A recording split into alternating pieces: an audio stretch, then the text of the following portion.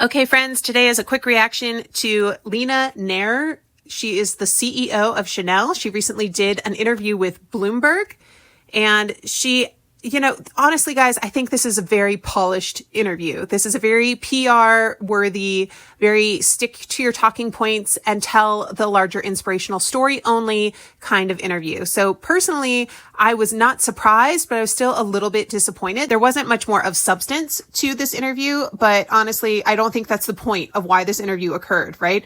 They even said, this is a rare interview. Yeah, because she's not actually out in the public telling the truth very often. Okay.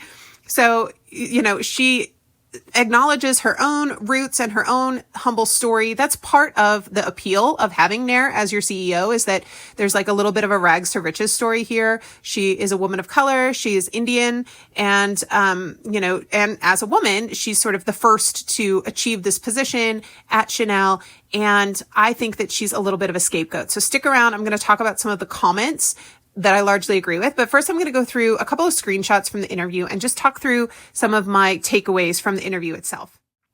So, there was this point that she made that in the future, they expect 35% of their customers to be Gen Z and Alpha, because Nair said this, and she just sort of was like, wow, oh, that's surprising. Do you have to change your tactics at all to sell to this generation? And she was like, no.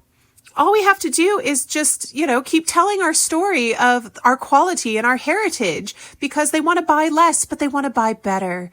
And, and she even used the word, they want to invest in their wardrobes, right? And when you have this whole big counter narrative of the declining quality of Chanel, it feels really laughable. And she really doubled down, though, on how handmade is at the core of the Chanel story, and how her jacket took 100 hours to make. Well, does that justify a $10,000 price tag? Seriously, I don't know. I mean, I get that was the heritage of the brand, that it was handmade. But you know what? Back in the 40s and the 50s, a lot of things were handmade. All right. Nowadays, if something is handmade, okay, sure. Let's maybe expect better quality than, just extremely high prices. But she really, said how Chanel, the history of it was anticipating the needs of the modern woman. That's very romantic. I mean, to empower women to wear pants and have crossbody bags where the strap is a chain and can't be snipped, and stolen from you while you're walking down the street. Great. They wanted women to be able to feel that they could ride a bicycle, right? Well, what are the needs of the modern woman who needs to, ride a bicycle today? I don't know that I feel comfortable riding in a Chanel tweed blazer. Where are the stretchable, breathable, sports fabrics that Chanel's coming out with? Anticipate the current, 2024 women, not the modern woman of 70 years ago. Okay. And she talked about how the prices, therefore, are related to the costs. And I mean, I don't know where you're sourcing your fabrics from, but even if it's all handmade, I know that a lot of work can be outsourced, right? And so I don't know. It just did not seem to really hold up. This seemed like a fluffy talking point of well, it's because our costs are rising and therefore our prices are rising and we're hiring more people and, therefore our prices have to go up. Well, I don't know. I don't think so. Not 8% twice a year. That seems really ridiculous and price gouging. And to be posting record profits, doubling their profits in a matter of a few years, that is blatant price gouging. You don't have costs that have risen in proportion with your profits. And here, this really annoyed me. And A Brief Case of Luxury talked about this too, that this was a really annoying point in the interview where she was blatantly asked about the pre-loved market and she dodged the question. And she just talked about, oh, well, we want everyone to have the in-store experience. And so that's why we don't sell online. We want to force you to go in store. Again, the exclusivity, right? This creates exclusivity for their products. You have to actually show up at a boutique and purchase something in store. And let me tell you, that in-store experience is not very luxurious. I don't know how other people feel about this, but I certainly have not had wonderfully luxurious in-store experiences at Chanel. So maybe in Paris, but yeah. Anyway, she didn't address any of what's going on with the pre-love market and the lawsuits that they're currently embroiled in at all, which was disappointing. one of the things that she did make sure to mention was that they are a charitable company. You know, they mentioned like $125 million that they've donated. Well, great. When you're a multi-billion-dollar company, I hope you're giving at least that much to charitable organizations. Like, it writes off on taxes and all of that for sure. And helps their public image. But it was very shallow on details as to exactly what these organizations were. Typically, when companies really want you to know something about this, they will flash like the website of their foundation, whatever, blah, blah, blah, on the screen. And there's none of that. And they also talked about sustainability a little bit. And, you know, Nair said that they are one of the few luxury players with a net zero 2040 goal. I don't know that that's exactly true. I feel like other companies have also made similar goals with regards to their carbon emissions. But look, when you are a multi-billion-dollar corporation, you just buy those credits, right? Like, they don't actually have to change much of their practices at all, which is cheating the system. And again, show me your website with your detailed roadmap of how you're going to get there in 16 years. I'm seeing none of that. So I call BS a little bit on this. Like, it's greenwashing, right? Like, they want to look good because these are trendy buzzwords and things to be saying.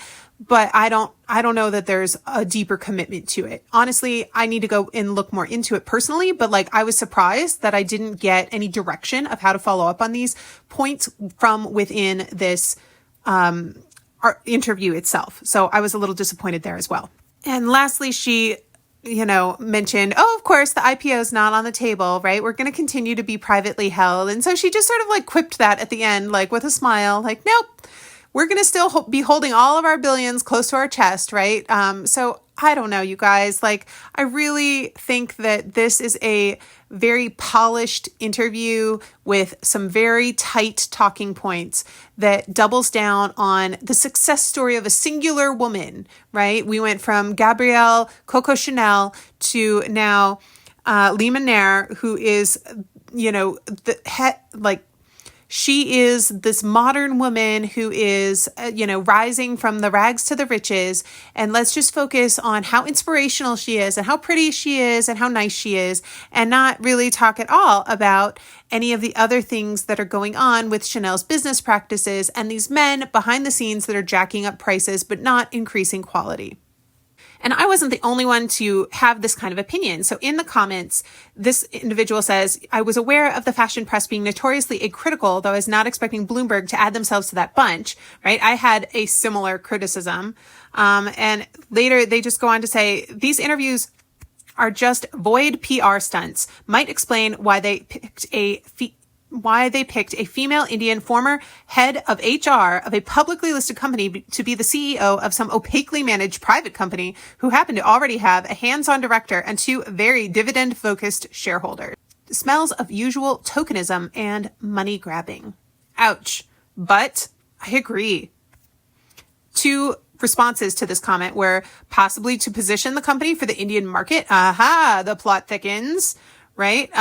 There could be quite an opportunity there. It may be a great move as the European economy shrinks. And then another one says, I am sure they are trying to lure these countries into buying into this image. I just hope consumers act smarter in that part of the world and do not accept declining quality for rising prices. Another set of comments. What quality, Lima? There's no quality from Chanel. Right? I will never buy a Chanel bag again. Work on your quality issues. Chanel's a beautiful brand, but is not inclusive at all, as 99% of women cannot afford Chanel. Wow. I think this really hits the nail on the head, right? We are no longer designing for the modern average woman or even the modern successful woman. Like, you are designing for the 1%, and it seems unapproachable. And therefore this nod to inclusivity seems really hollow.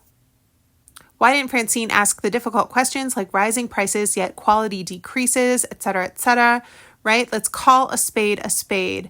A pair of plastic earrings costs $300 at Chanel. How does that empower women, right? And people just sort of critiquing what Chanel sells. It's, they're definitely calling Chanel out in these comments.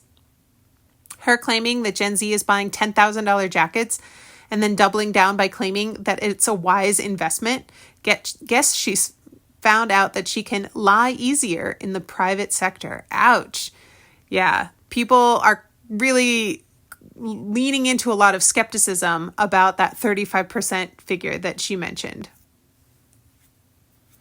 And another critique of the interviewer, and people are saying, yeah, interviewers these days are just not asking the hard questions, and therefore it leads to a fluffy interview. We really didn't get much of substance here beyond the polished, pat talking points. So my final thoughts about this interview, I think Leena is